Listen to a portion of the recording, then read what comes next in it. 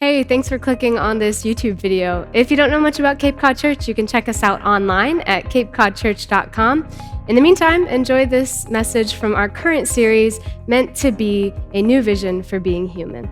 We're starting a new series, and how to introduce this is maybe how we would introduce the picture of the Bible, right? So God has a new way. It's kind of the original way, but it's a new way for us, a new way of being human, a new way of living fully. But this way is often at odds with reality, right? He's like giving us this way in this book, but it's like it doesn't always line up with the reality of the world that we're living in, or the reality that's living out of me. So his way doesn't line up with our way or the way of the world, so God sent a prophet. I mean, he sent a lot of prophets to kind of tell us the way. Here's the thing about prophets. Prophets are not fortune tellers, they're truth tellers.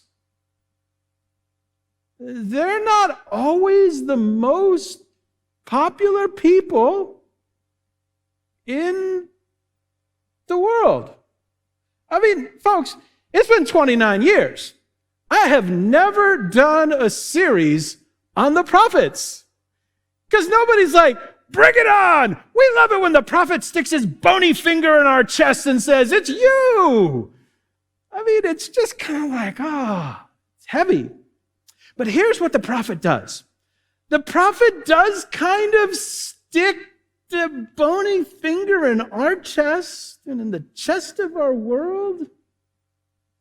And then he takes that finger and he points and he says, that is the way you are meant to be.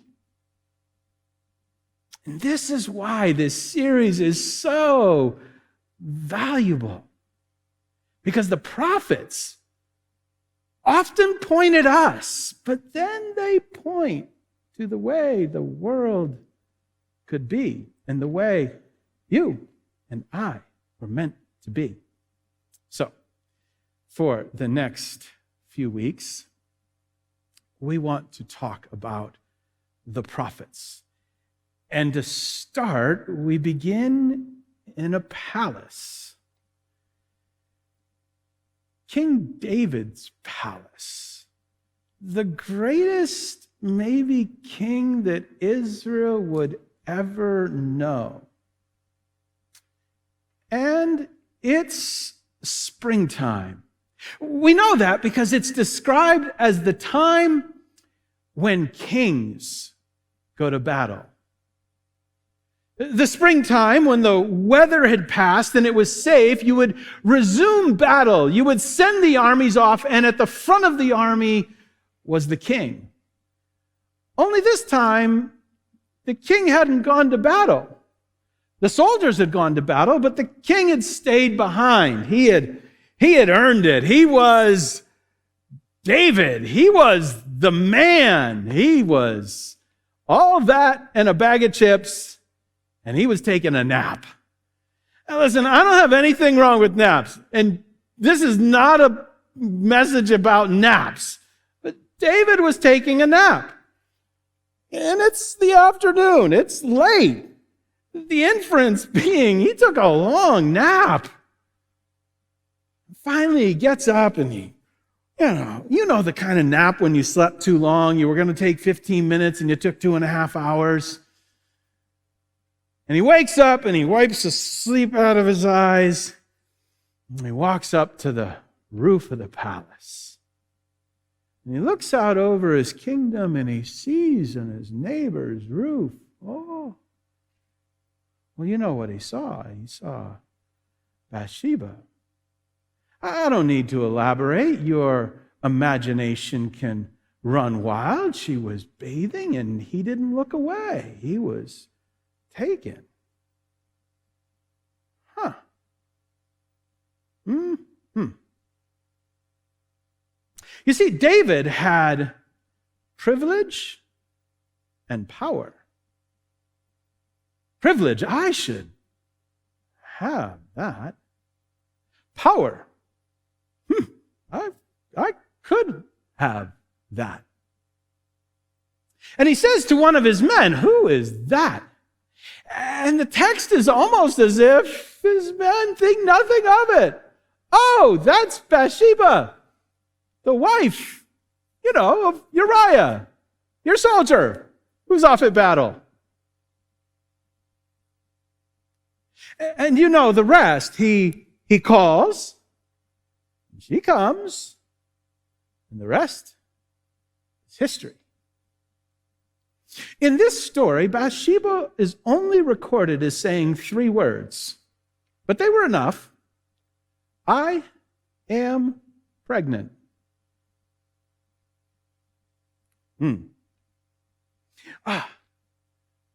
Privilege and power. Privilege and power. Privilege, I should have that. Power, I could have that. Privilege and power got him in trouble, and I'm talking here about personal privilege and personal power, not group privilege and group power. I'm talking about personal. Privilege and power got him in trouble, and now privilege and power can get him out of trouble. So he does what a king can do, and he calls Uriah home from the battlefront, and he hatches a plan. Hey, Uriah, great to see you. How are things going? Great, great, great. And he does a little bit of filler, a little bit of conversation. Yeah, great, great. Thanks for the update. You should go home and, spend the night. You've been away for a long time. Thanks for the update. And Uriah leaves. Only Uriah doesn't go home. It says he sleeps at the gate with the other soldiers.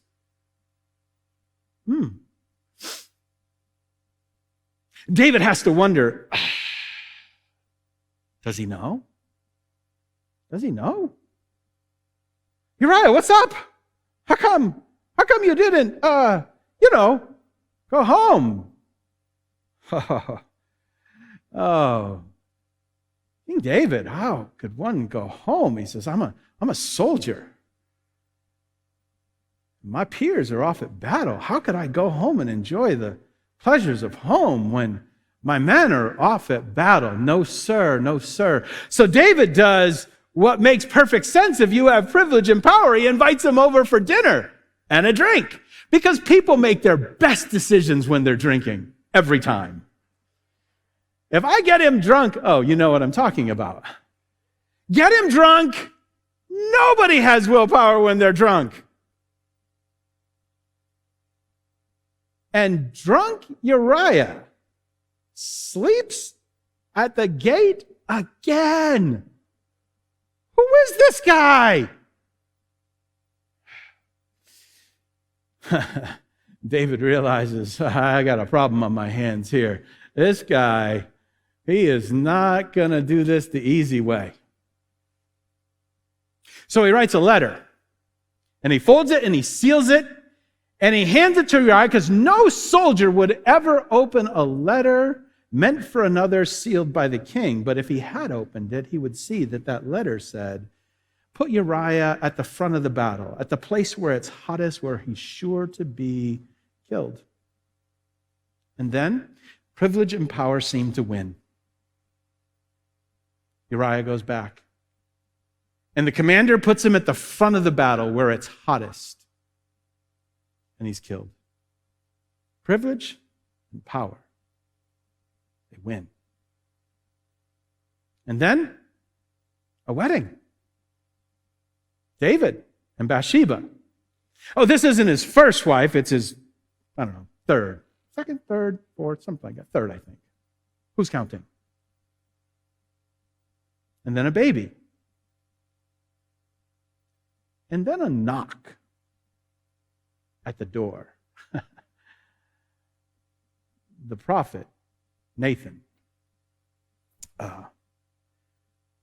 Nathan was sort of like a personal pastor to the king.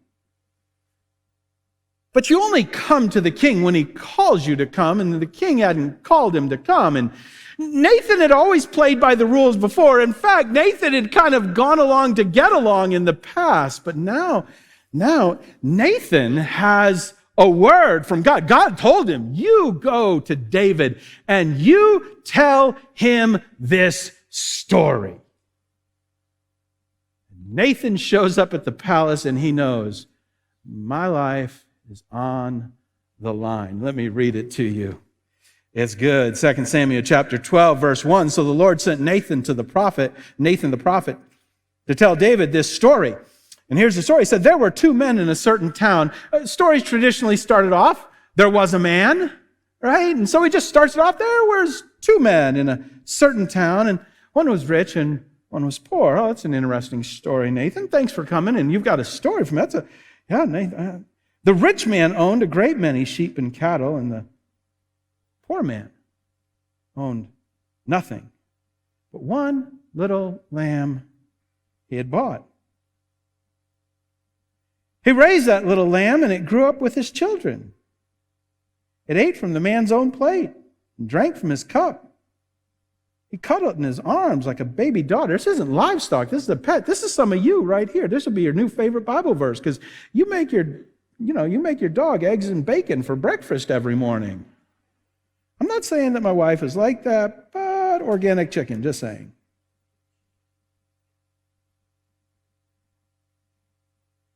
At this point, David should have smelled something fishy in this story. But Nathan is relying on David's guilty conscience and his eagerness to compensate by showing how moral he was. And so Nathan's story continues.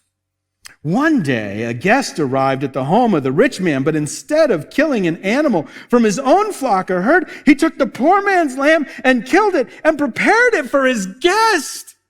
Surely David will see the irony here, but David doesn't. Nathan has played it perfectly, and David falls for the trap. The next words, David was furious, trapped. As surely as the Lord lives, he vowed, any man who would do such a thing deserves to die. And then it was as if he went,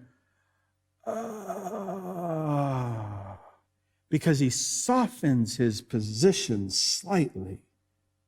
He must, verse 6, repay 4 lambs. 4 lambs. He must repay. Maybe not die. Okay, 4 lambs to the poor man for the one he stole, for having no pity. Maybe I'm still safe.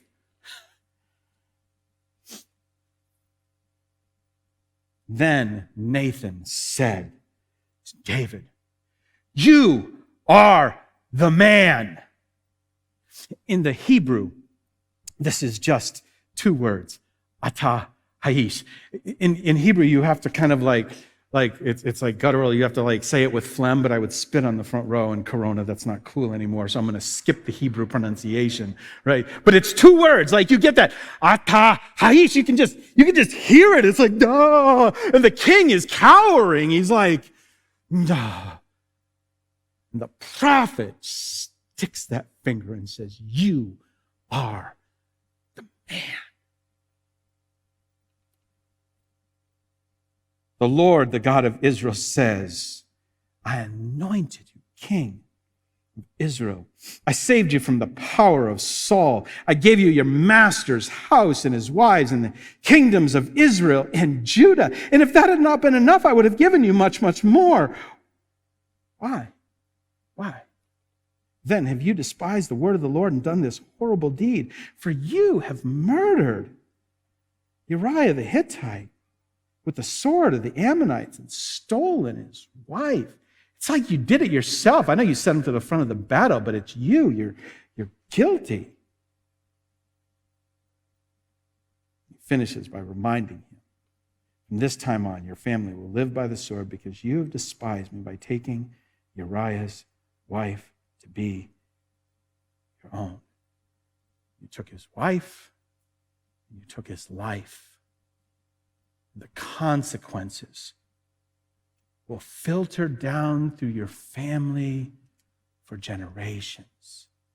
To this moment, David's story has been one of ascending, anointed as king when nobody thought he would be it, defeating Goliath in the valley, a man of impeccable character who will not lay a finger to the reigning king Saul, placed in the throne, uniting the kingdom. But all that is about to change because of a moment. Now, that story has all kinds of implications, and I get it, it's heavy. But let me offer maybe a point of what the prophet is saying. Even if David's story is not your story, it turns out it's sort of all of our stories.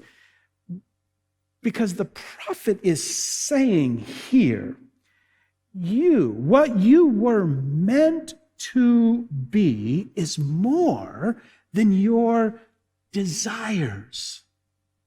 Like the desires in you are not the sum of you. You will not discover what you were meant to be only from within you. The path to blessing, the path to living fully, the path to the best that God has for you is not found in simply doing what makes you feel good. You see, there's a problem with our desires, like the stuff that's in me, the stuff that calls out and craves and wants to do this. There's a problem with that. It's not altogether good. Let me show you how this plays out. If you went back to chapter 11, Robert Alter, a Hebrew scholar, a Jewish Hebrew scholar who's done a translation of the Old Testament Hebrew Bible, and the wording here, when I was reading, I'm like, oh, you can catch it. Let me read it to you. And it happened, this is the story of how this all took place with David. It happened at eventide that David arose from his bed and he walked about on the roof of the king's house. And he saw from the roof a woman bathing. And the woman was very beautiful. And David sent and inquired about the woman, and the one he sent said, why, this is Bathsheba, daughter of Eliam, wife of Uriah the Hittite. Did you get that? It's like, oh, yeah. You like her? She's, yeah, that's good. There's no pause. There's no like hesitation. There's no caution because well, privilege and power. Watch what it says next. And David, verse 4, and David sent messengers and fetched her. Now that word caught me. Fetched her. And she came and he lay with her. Fetched her. It's just like, yeah. I think I should have that. I think I could have that. Privilege and power. And fetch, just like you'd fetch a gallon of milk. Just if it's in me, it must be good. For me to become fully human, for me to fully authentic, for me to be the person I was meant to be, for me to be fully happy, I have to satisfy every whim and desire that's in me. No, you don't. But there's something in our culture that says, yes, you do. If you want to be what you were meant to be, if you want to be fully happy and fully satisfied, then whatever's in you needs to just be realized out of you. And David is now somehow living in this place. Now, listen, this is a part of our culture. It's a part of our culture that says like the thing you were meant to be and you were created to be, like this will come from within you. And if you feel it, if you desire it, if you want it, that's what you have to have. So famous movie, don't get nervous, but Disney, Frozen, awesome movie. Sort of bad theology, though. But can we give Disney a pass on bad theology? But there's a little bit here that we should, like, remember Elsa, like she's going to be she's the snow queen, and remember that one? Let it go, let it go. I was reminded that we actually sang this song in church some years ago. In fact, the woman who sang it came up to me after the first service, said, "We just missed an opportunity." I was like, I don't know about that, maybe. Right, so there's in this song, this kind of framework. Watch how it does, right? It says, don't let them in, don't let them see, be the good girl you've always meant to be, conceal, don't feel, don't let them know. Well, now they know, right? So like there's something out there that's stopping you from doing what you want to do, what you want to be. And if you would just not listen to what's out there and listen to what's in here, you could be what you were meant to be. So what does it say next? Let it go, let it go. I didn't plan on singing that. Right? Can't hold back anymore. Let it go, turn away, slam the door. And then what does it say? I don't care what they're going to say. Let the storm rage on. It's like, yes, be you. Yes, you were meant to be. And then it gets to it's got us hooked, right? Because the music is rising and she's transforming and before our eyes, and she's getting this snow princess costume, and it must be good. It's time to see what I can do to test the limits and break through. No right, no wrong, no rules for me. Oh, I love it when my kids sing that. No right, Mom, no wrong, no rules for me. No. You're not Elsa. Right? Like Disney gets to write, let it go, Dad. No, because Disney gets to write an ending, and it's an awesome movie, and Hans Christian Andersen and all that, right? And in the movie, she gets a new outfit, she can walk on water, and she gets a castle. That's Disney. It doesn't always work out that way in life, because simply going with the gut is not always what we were meant to be. And here's why. Because our desires sometimes lie to us. They sometimes say, oh, this will make you happy. And they're lying. They're lying. You say, well, how often are they lying? I don't know. But they're lying. Some of them are lying. I'm not saying all of them are lying, but some of them are lying. I was in a conversation the other day with a friend, an acquaintance. He's in the science field. He's not religious. I don't think he is, but he's pretty well informed. So we're talking about the presence of evil in the world. And he says, and I really appreciated his boldness. He says, I have a theory. He says, I think that people are basically 75% good. I'm like, wow, most people won't put a number to it. Like, I feel like you know better people than me. But I guess the percentage is not the point. Like, is it, 25%, 50%, 75%, 99%? That's maybe not the point. I mean, he definitely gets bonus credit for saying we're not just basically good. He said there's a part of us. There's a part of us. And, oh, by the way, this part of us, we'll go with 25% for the sake of argument. It's really, really susceptible to privilege and power. Like privilege, I should, and power, I could, are like gasoline on the fire of desire. And that 25% is the driest kindling in your life. And if you're not walking around with the fire extinguisher, it will burn down your house. Because we're just living these things out, which leads me to maybe the point of all this. And I think it's where the prophet is going, and it's important. And it's this simple idea that resisting some desires is the path to what you were meant to be. I just want to let that sit there for a little bit. Resisting some desires is the pathway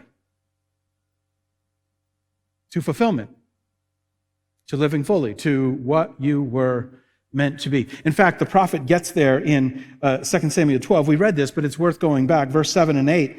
Then Nathan said to David, you are that man. Atahish, right? The Lord, the God of Israel says. And watch what he says. He's like, David, what are you thinking? I anointed you king of Israel, saved you from the power of Saul. I gave you your master. Now watch what he does. He's like accounting it. I gave you your master's house, his wives, the kingdom of Israel and Judah. And had that not been enough, I would have given you much, much more. He wasn't even done, David. Like, everything you were meant to be got short-circuited.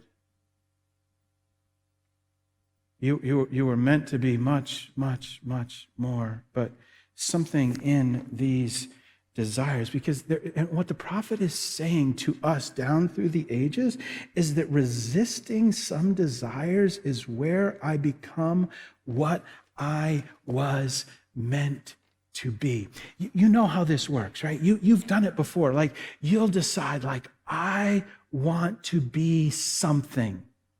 Anything. Like you decide it. And then as soon as you decide that thing, what do? You begin moderating, changing your desires. You begin resisting some things and embracing other things, right? Sometimes you moderate things. You're going to do less or more of something because you've decided I want to be this. And sometimes you don't do moderation, you do elimination. Like, I want to be this, so I got to eliminate this. Like, so Uriah, we see this in the story. Like, Uriah is like, nope, I'm a soldier. I'm not doing that. Nope. Why? I'm eliminating that because I'm this. See how it works? Like, I have a calling. That's my calling. And David had done it before, but David like wholly loses the capacity. He's not moderating. He's not eliminating. He's like, oh, power and privilege. I see it. I want it. I can have that. Like, we do this really all the time. Like remember when you got that first job? You're like, man, I'm going to do this. I'm going to, like, your career. You're like, you're online. I'm going to be this, right? And you say, what time do we start? And they say 8 a.m. And you're like, 8 what? You've been in college. It's your summer after. It's like, whoo. So you get up early, 7:35. I mean, if you're telecommuting, 7:59. And then you're rushing. I got to moderate this. I got to fix this, right? So tomorrow you get up at 6:30, and you're exhausted. It's like noontime, and you're like, you can't do any more work. You're like, I have to go to bed early. Oh, that's a problem, because Parks and Rec, 25 episodes. Like, oh, I should moderate that. I should only watch 5 episodes of Parks and Rec tonight so I can get to bed early, so I can get up early. You see how that works? You're moderating. But sometimes moderation isn't called for, because there was a moment in your life where you decided, you know what I want to be? I want to be a husband. I want to be a wife. I want to be in a family. And you know what marriage is? It's an elimination diet. Like don't mistake. This is not a moderation. You don't say, I'm going to cut back on dating by 50%. Right? You're like, no, me and you. That's it. Forever. Deal. You get a minister. We go, do you? Done. And now what you've done is you've moderated, because here's what's going to happen. You're going to go through a valley, and it's going to be an ugly valley, and then sometimes opportunity shows up in the valley, and it's going to test your calling. You see how it works? Because now your calling is like, no. Things are rough right now, but no, because this is what I am. You see how calling does that? Let me get a little bit lighter illustration. You ever gone on a diet? Of course you have, right? In January, right? It's like, oh, I'm gonna, but you can't eliminate food altogether, so you're gonna moderate. You're gonna moderate by eliminating bread. Bread is evil. Because did you know bread talks to you? After about a week of ignoring it, it talks to you. Ben, hello, right? I would go good with olive oil. Right? That's what it says, right? And then you start talking to the bread. Let me tell you what to say to bread. There's a verse. Get thee hence, Satan. That's a Bible verse, right? You can just say it like, get away, right? Because what you're doing, you're calling is resisting your desires because you've decided your calling is more important. Like, listen, all of this is happening and going someplace because in your life you have all kinds of callings. You've decided on a calling for your career and a calling for your marriage and a calling for your family and a calling for your health, and you've got all these callings, but sitting above and beyond all of those is if you've decided that you're going to follow Christ. If I could use last week's illustration, you've invited him into your house, then all of a sudden you have this calling that sits above all of those. I am a Christ follower. Like I am like to use that simple that I'm a Christian. That's my identity. This is my calling. And that calling resists. And what we're saying with that here, don't miss this. Like what we're saying is that I believe that by living my life fully for Christ, I will find the fullest of lives. This identity is the best identity I could ever embrace. And by living fully for him, I'm discovering what I was meant to be. Recently, we did a survey here at Cape Cod Church. We've been working for the past year on just exploring. We'll get to this fall. We're pretty excited about how we can take this well-turned phrase, inspiring people to live fully for God, and how we can dig deeper into that and help people to embrace what's really behind all of that. And we've been doing this. So one of the things we want to know how does this sound and feel to those who don't follow Christ? So we did a survey. We put together a survey. Some of you helped us by giving it to your friends. And we wanted to hear from people. Like the gold standard for us was people who don't go to church at all. Like people, maybe even people that don't like church. We wanted to know, like we had a bunch of questions and we were ready. And one of the questions is, when you read this, inspiring people to live fully for God, what is the thing? And people were really honest. So don't take anything I'm going to say as a negative. It was really positive because it was helpful to us, because it gave us like a window into where people are at. And here's what people, I'm going to give you two comments that stood out to me. One of them goes, I don't know, this sounds sort of subservient. I thought, yeah. It does. And then somebody else kind of put a finger to it and said this. They said, I think we should just live for ourselves. I really appreciated the clarity and honesty. Putting the finger to the secular, like there's something inside of us ultimately answerable to this and nowhere else. But I also know that it doesn't work, because living in that house all by yourself, living for yourself, like when I meet people, because we're relational creatures, we're meant for relation, we're meant to be in connection. And whenever I hear somebody say to me, I don't need nobody, when I see them write it on social media, when I see them, it's like they're screaming it. And everything in them, as soon as I see it, I know there's a person who's been stung by rejection and their heart is breaking because everyone they've counted on has abandoned them, and they feel like, I'll never rely on anyone else again. And I can just imagine Jesus saying, hey, hold on. I got a deal for you. Because our identity, our ultimate identity, is found in him. It's like rest in him. It's where we find fullness. Like he's saying, hey, could I mix illustrations? Could I mix series with last week, which I know was another series, but it's, remember that house, when you invited him in? It's like, I don't want to be, this house right here isn't right without you. And we invite him in, and he lives there forever. Let me go one more place with that. Well, if somebody says, hey, tell me about your house.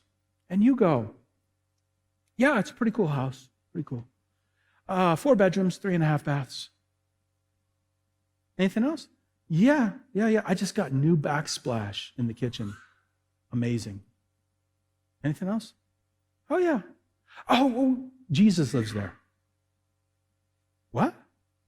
Jesus. Don't you think you should have led with that? Like, don't you think like backsplash and 3.5 bathrooms is sort of, are you tracking with me? Like there's a point, like our identity is like Jesus lives in this house. Like what else matters? Who cares how many bedrooms, how many bathrooms? What else in our identity? What else in our worth? What else is there than this thing that he dwells in my house? This is my identity. Jesus Christ dwells in my house and he is everything to me. You see, he becomes our calling, our passion, our mission. The reason I resist one thing and embrace another, because he is my identity. And somebody might say, "Oof, Ben, that sounds heavy." You might say, if you're just kind of looking from the outside, "Ben, what's it like having Jesus live in your house?" Because honestly, house guests, I get tired of them. Like, even my own family, I'm like 2 days and done.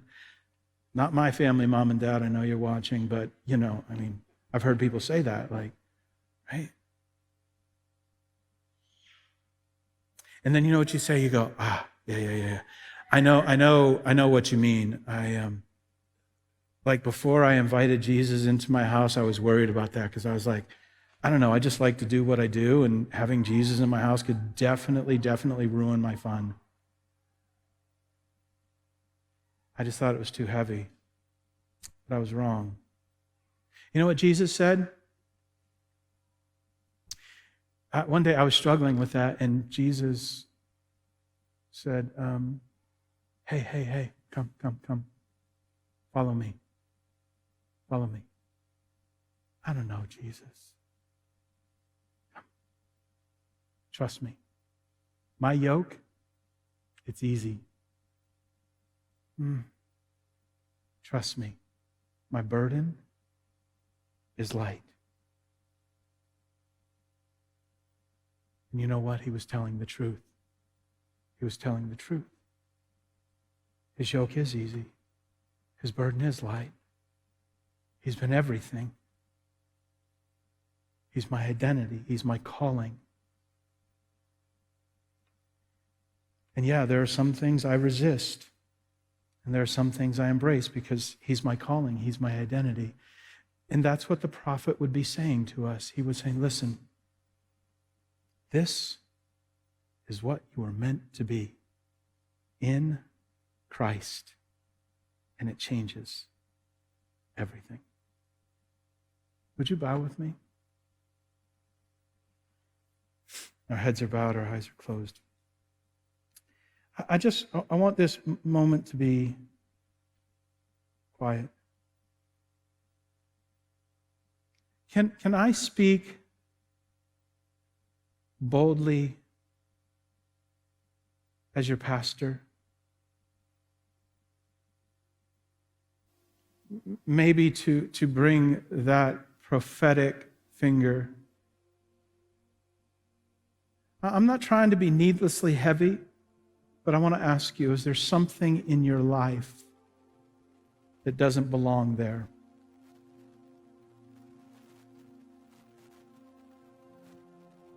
Is there something in your life that doesn't line up with the identity you have in Jesus Christ?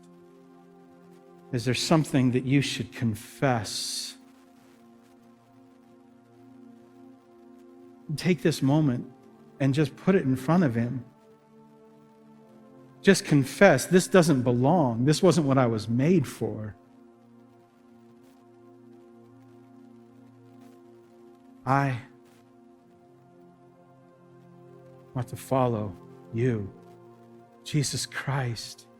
I want to live my life fully for you. This is what was meant to be. Father,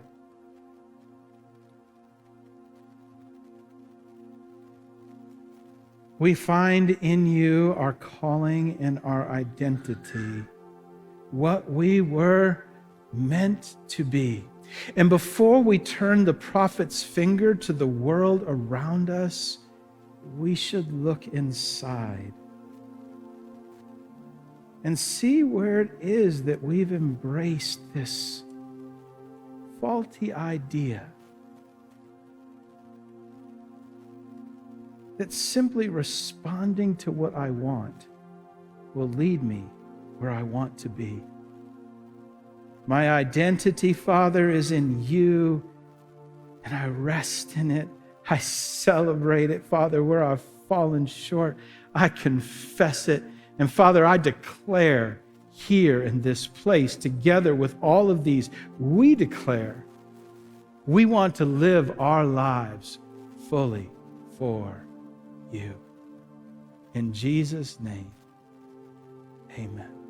We hope you enjoyed this message from our Meant to Be series. If this is your first time with us, we'd love to get to know you better. You can fill out the Connect card using the link in the caption below. You can also use that card to let us know if you made a faith decision today or if you have a prayer request. And if you enjoyed today's message and thought of a friend who could use some encouragement from it, we hope that you'll share it with them. YouTube is one of the best ways to share content. You can easily share it via text, email, or on social media, and it may just be the encouragement that they need today.